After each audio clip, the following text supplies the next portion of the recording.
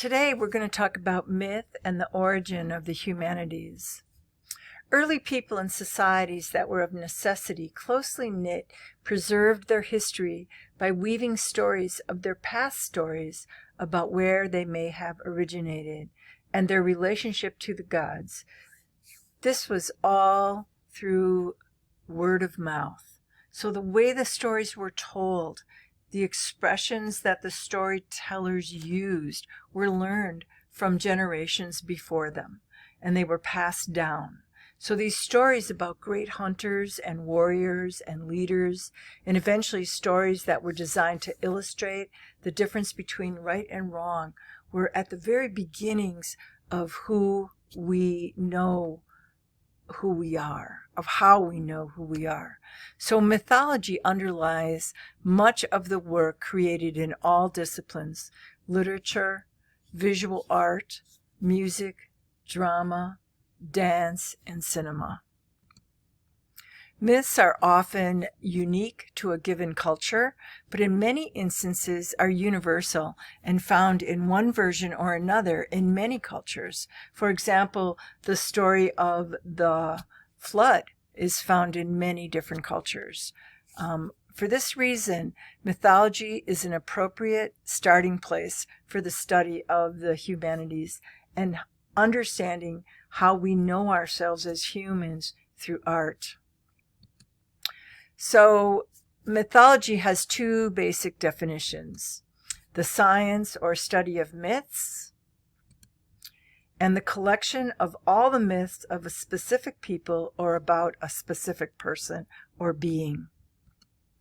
A traditional story of unknown authorship with a historical basis, but serving usually to explain some phenomena of nature, the origin of rights, and so on of a certain people, is another definition of how we could understand mythology. So examples might be myths of ancient Greece, the Native Americans, or even King Arthur. So legends disagree on how Arthur became king, though most involve his famous sword, Excalibur. Some involve Arthur fulfilling a prophecy by pulling Excalibur from a stone, whereas others say the sword was given to him by a magical woman in a lake. So, as the stories are told, they can tend to change. So, personal myths. Personal mythology refers to an individual's fundamental stories for making sense and meaning of their world.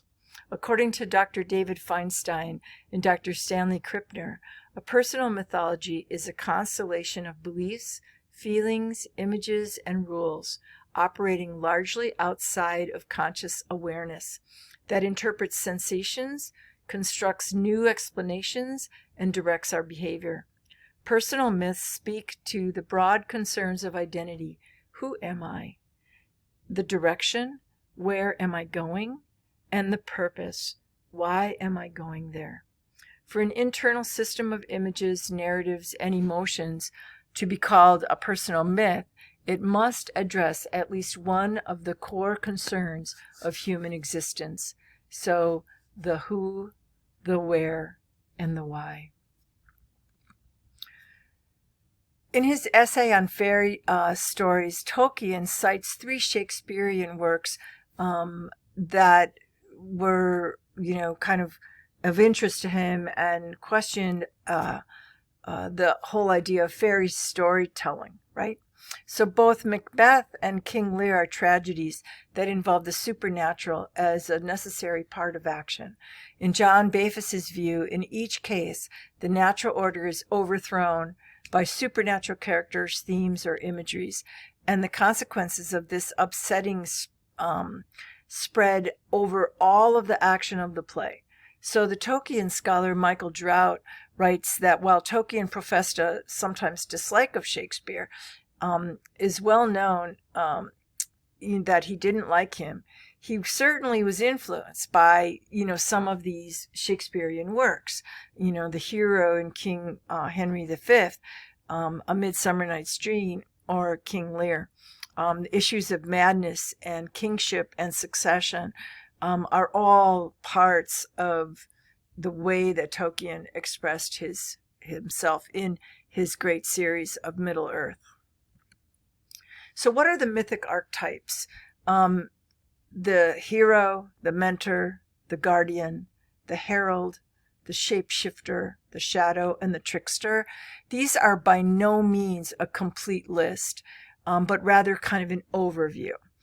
For a more complete list of archetypes, check out the website listology.com/list/characters-archetypes, and you'll see lots of different archetypes there. But we're going to look at the ones I just mentioned. So we're going to start with the hero. The hero archetype attributes the hero to act in a way that redeems society by overcoming great odds in service to successfully completing extraordinary acts of things like strength, courage, and goodness. The hero is often admired by those who appreciate his self-sacrifice, his or her self-sacrifice, stamina, and courage required to triumph over adversity and evil. So here we go. The essence of the hero is not bravery or nobility, but self-sacrifice. The mythic hero is one who will endure separation, hardship for the sake of the clan. The hero must pay a price to obtain the goal that they wish to obtain. The hero's journey during a story is a path from the ego, the self, to a new identity, because the hero becomes changed. And in order to change, they have to grow to include all the experiences that they had in the story. The path often consists of a separation from their family or a group to a new and unfamiliar and changing and challenging world, even if it's your own backyard. And finally, they return back to the ordinary, but now with a new and expanded view of the world. The hero must learn in order to grow. If they don't learn, they cannot grow. Often the heart of the story is not the obstacles that they face, but the new wisdom that they acquire from a mentor, a lover, or even a villain. Other characters besides the protagonist can have heroic qualities. This can be especially true of the antagonist. Heroes can be willing and adventurous, or they can be reluctant. They may be a group or a family, and sometimes they're a loner. They may change or grow themselves or act as catalysts for others to grow and to act heroic, because somebody is there that needs help, and that hero sacrifices what they know in order to save or help the other. The hero can be an innocent, they can be a wanderer, a martyr, a warrior, a vengeful destroyer, a ruler, and even a fool. So heroes come in all forms. But the essence of the hero is that sacrifice, the sacrifice that they have to make to achieve the goal. The mentor. The mentor is a character who aids or trains the hero. The essence of the mentor is the wise old man or woman. The mentor represents the wiser and more godlike qualities within the person. The mentor's role may be to teach the hero. These characters are often found in the role of drill instructor, squad leader, sergeant, or older officer, policeman, the aged warrior, training a squire, a trail boss, training the newbie, a parent, a grandparent. An effective teacher may be an otherwise inept or foolish character who possesses just the skill or wisdom the hero needs for his challenge. So a lot of times somebody who does something wrong and the hero sees it learns by that person, and they, even in their inadequacy, become the mentor. The other major role of the mentor is to equip the hero by giving him a gift or gifts which are important for the quest. So this is going to help you. This is, a token of something that you're going to carry with you. These gifts might be weapons, medicine, food, magic, or some important clue or piece of information. Frequently, the mentor requires the hero to have passed a test of some sort before they give them the gift. The gift may be a seemingly insignificant object, but the importance doesn't emerge until later when the hero actually starts to learn. The mentor may occasionally be the hero's conscience, returning to them to the right path, returning them constantly to think about what they need to do and to not be weak. The threshold guardian. The threshold guardian is the first obstacle to the hero in their journey. The threshold is a gateway. It's how do I get from here to there? How do I get to the new world so that I can change and I can grow? The threshold guardian is usually not the story's antagonist. Only after this initial test has been surpassed will the hero face the true contest and the arch-villain. Frequently, the threshold guardian is a henchman or an employee of the antagonist or something like that. But the threshold guardian can also be an otherwise neutral character or even a potential ally. So the hero, like the cowardly lion, who first is frightened and then joins Dorothy on her journey to the Wizard of Oz. So they're not necessarily always all in. The role of the threshold guardian is to test the hero's mettle and worthiness, to begin the story's journey and to show that the journey will not be easy, but the hero will encounter the guardian early in the story and usually right after they start their quest, and then the guardian will stay with them. The herald. So the role of the herald is to announce the challenge which begins the hero on their story journey. The herald is the person or piece of information which upsets the kind of equilibrium, the sleepy equilibrium, in which the hero has lived and starts the new adventure now. The herald doesn't always have to be a person. It can be an event or a force or the start of a war or a drought or a famine or even an ad in a newspaper. The shapeshifter. The shapeshifter changes role or personality often in significant ways and is hard to understand. That very changeability is the essence of this archetype. So it's like we think they're one thing, but really they're another.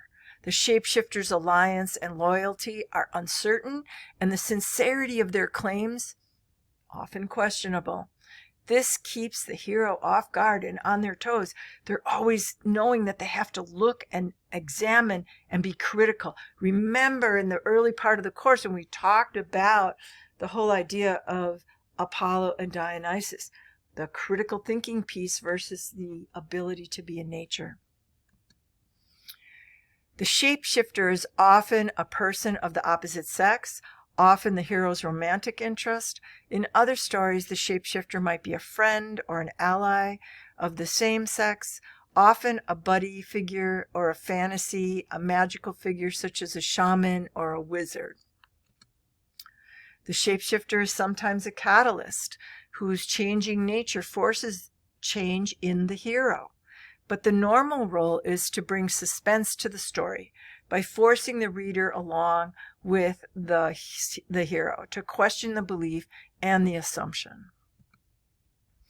As with other archetypes, any character, including the protagonist and the antagonist, can take on attributes of the shapeshifter at different times in the story. So at one moment they may be one thing, and then later, because of that shapeshifter ability, they're something totally different. The hero often assumes the role of shapeshifter to get past an obstacle. Mentors often appear as shapeshifters as well. The shadow. The shadow archetype is a negative figure representing things we don't like and would like to eliminate from our lives. The shadow often takes the form of the antagonist, but not all antagonists are villains. Sometimes the antagonist is a good person whose goals disagree with the protagonist. If the antagonist is a villain, he or she may be a shadow. The shadow is a worthy opponent. Never underestimate the struggle that the hero might have with the shadow. In conflict between the hero and the villain, the fight is to the end. It's to the death. One or the other must be destroyed or rendered impotent. So this is like the changing of the hero themselves, right? So when they have a negative thing and thought in their own mind, they have to learn and grow in order to change that. So then that negative thought or that inability, that lack of confidence, all of those things die. So that's like partly like the shadow. While the shadow is a negative force in the story, it's important to remember that no man is a villain in his own eyes. In fact, the shadow frequently sees themselves as the hero and the story of the hero as the villain. The trickster. So the trickster is a clown, a mischief maker, often provides a comedy relief that the story needs to offset some of the heavy dramatic tension. The trickster keeps things in proportion. The trickster can be an ally or a companion of the hero, or may work for the villain. Tricksters do a lot of different things. They can be the hero, they can be the villain, they can be the shapeshifter, they can be a lot of different things. But the tricksters, when they're pitted against the hero, are strong and powerful. So have you noticed that at different times within the narrative, the characters switch archetypes? Consider watching this video by Joseph Campbell. What archetypes are you seeing? Can you name them when you watch the video? In other mythology, there's other things that we haven't really talked about. We talked a lot about how humans kind of work within mythology, but there's other things. The power of the word. The word is another special type of archetype. It is written, is found in speech the world over, to represent an absolute authority. So it is written that ... So for thousands of years, the world of human affairs have relied on someone's word, as when a pact is made over a handshake. And then, of course, the inevitable, I give my word. When the word is broken, all is lost. Numbers. So the belief in the magic of the word is closely associated with the belief in the magic of numbers. Humanity discovered a long time ago that numerical units were the basis to design of the earth as well as the heavenly universe. So Pythagoras, when he first understood octaves, the ancient Greeks thought that there were numbers underlying everything. This is a part of the ancient Kabbalah. In Hebrew tradition, there are mystic numbers. The letters of the Hebrew alphabet have numeral significance. The Kabbalah studies the numerical complexities of the Hebrew scripture, the Old Testament as we know it. The myth of the seventh son has been immortalized in mythology and song. Even today, there's songs that were from the 60s about the seventh son of the seventh son. The number 7 has a long history of mystical and religious associations. 7 deadly sins, 7 sleepers, 7 league boots, 7 ages of man, 7 days of creation, 7 hills of Rome, 7 lucky gods of Japanese mythology, the 7 sages, the 7 sisters, the 7 stars, 7 wonders of the world, etc. In this case, it refers to a man who is the 7th son of a man who is himself a 7th son with no female children born in between. The circle. The circle is profound with kind of because it's the alpha and the omega. It's all never ending, like the Ouroboros, the snake that's eating its tail. The circle is profound with regard to mythology. It is a symbol without a beginning or an end. It encloses a uniform space. People have used the circle in so many cultures as a way to talk about the myth, the story, the oneness, the completeness, about eternity. Here we can see Stonehenge, all in the form of a circle, thought to be a large calendar. The yin and the yang, the principle of male and female. The Celtic triascalon, which is like the symbol of life, right? The Hindu circle of life. And then there's the journey. A major archetype in Western culture is non-circular and offers a different meaning for existence. The difficult journey is another way to understand the course of human life. The mythic hero usually sets out on a journey fraught with danger and intrigue, and the task will have as specific a conclusion as the very beginning. So here we see the man coming out of the cave and trying to reach the garden. So the garden is like kind of the end of the journey. And that brings us to the end of our slideshow. So hopefully this gives you a good start on the mythology chapter in your book. Continue reading through to the end of the chapter. Throughout the rest of the book, you will be introduced to the formal disciplines. We shall have many occasions to point out myths and stories and archetypes that underlie many of the given works, including music, theater, and dance throughout this course. All right, I hope you enjoyed this little brief overview of mythology.